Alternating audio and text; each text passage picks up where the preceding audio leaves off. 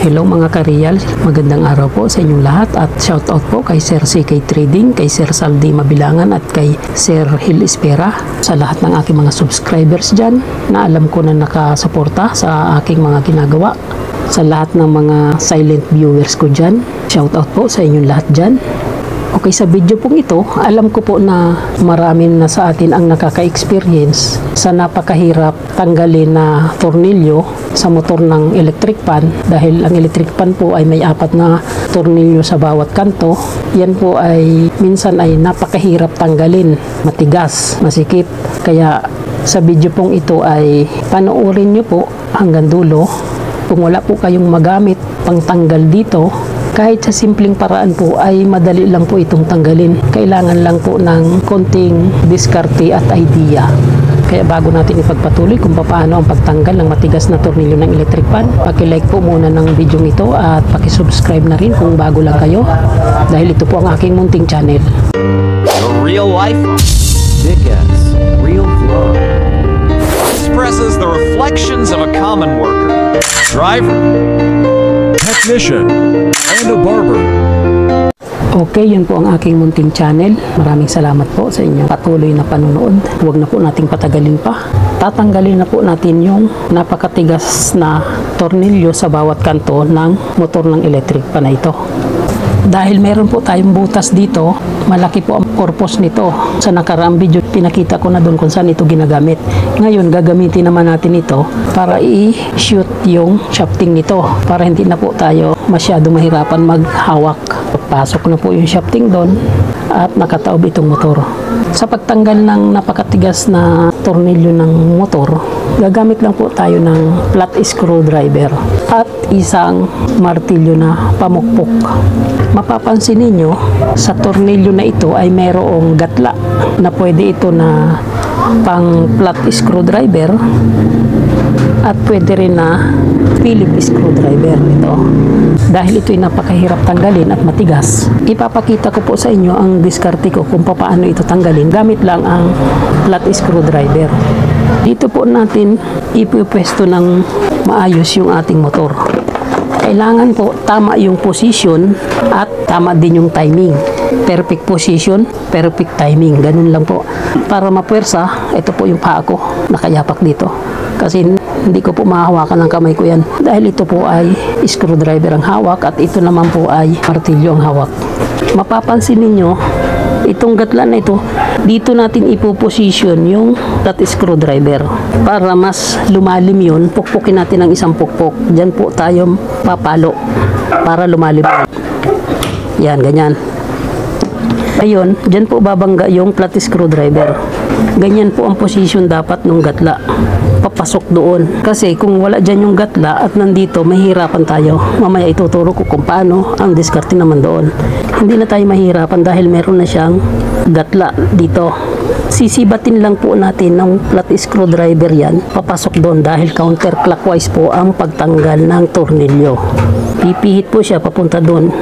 Kaya ang palo natin dyan medyo palalim na may kunting usog pa ganun. Ganyan. Tingnan nyo ang paghawak, ganito lang po. Nakalapat itong pala dito. Ganyan, para may pwersa. Tapos papaluin lang po natin yan. Kaganyan. Yan, pintig lang po ng palo. Saltik-saltikin lang po. Nakikita nyo, umuusog ng konti. Kasi sisinsilin lang po natin yan hanggang sa pumihit. Once na gumalaw yan, malambot na po yan. Sa unang pihit lang po matigas yan. Pero kung sisinsilin po yan at bibiglayin natin, saltik lang po ang kailangan dyan, ganito. Yan. Yan, umusog ng konti. Yan. Pag pumihit na ng ganon, lumipat na doon, sure ball yan, malambot na po yan. Papansin nyo, yan o. Lumuwag na. Madali ang tanggalin yan. Isunod natin yung isa. Ito mga ka-real. Katulad yan, ang sabi ko kanina, perfect position, perfect timing. Hindi po perfect ang position ng gatla. Dapat po ay nandito ang position ng gatla dahil ang tutok po ng ating flat screwdriver ay pa ganun. Sisibatin niya sa natin papasok pa ganun. Dahil counterclockwise po ang ikot niyan.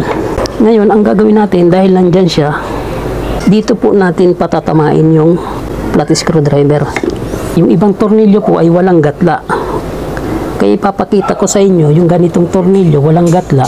Dito tayo, gagawa tayo ng gatla dito. Gamit yung flat screwdriver. Papatong lang po natin yan ng ganyan dyan. Pukpukin lang po. Saltikin natin ng ganun. Yan. Kung mapapansin nyo, ito yung gatla niya, ginawa natin doon.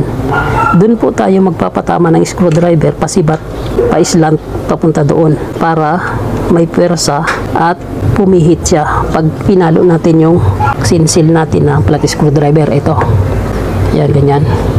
Saltikin lang po natin ng ganyan. Ayun.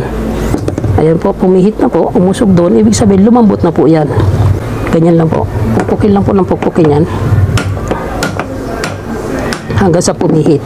Sundan pa natin ng pukpuk para medyo pumihit ng malayo.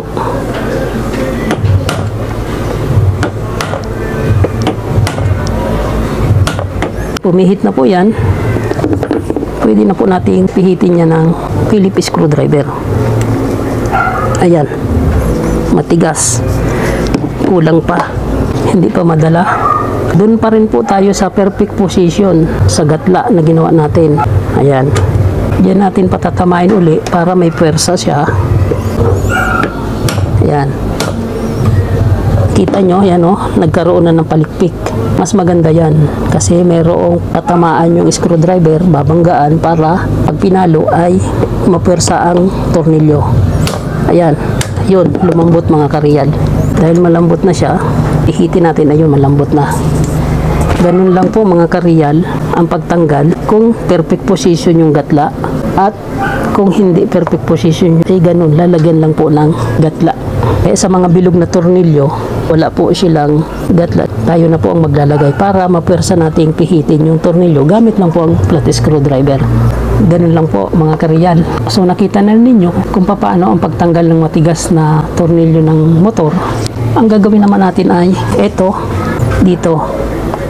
Gamit naman po yung impact drive. Ito po ay binili ko sa Lazada ng kulang na 300 ang presyo nito. Search nyo na lang po sa Lazada. Marami po doon. Ito naman po, impact drive ang gagamitin natin. Ipo-position lang po natin ito dito. Ayan. Tapos paluin lang po natin dito.